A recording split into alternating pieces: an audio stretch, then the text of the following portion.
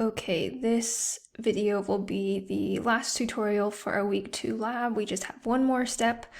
This is the step where we use the information we gained from the previous video, where we determined where we want to cut off our sequencing reads, so basically which low quality ones we want to throw away. This is the step where we use that information.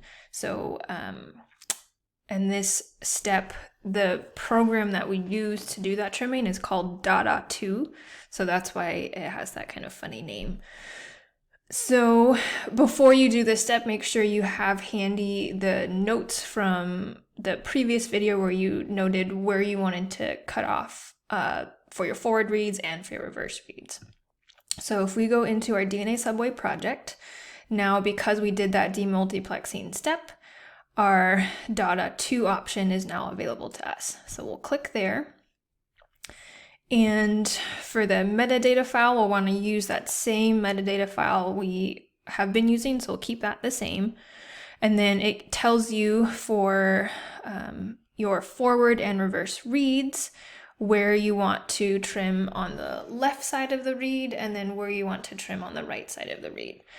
The left side of the read, we're going to keep pretty much the same, just change both of those to number 1.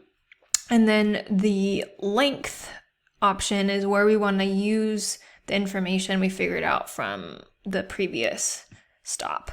So I suggested for forward, we want to have 242 be our cutoff. So I would enter here 242. And for reverse, I think it was 237 is what I suggest based on what the data looks like when I ran it. And so if you look here, there's some additional information about what these different indicators mean. Once you've changed those numbers, what you do is click Trim Reads. It'll give you this same processing message, and then this step can take I've been told up to 4 or 5 hours, so that's why we're actually stopping here this week.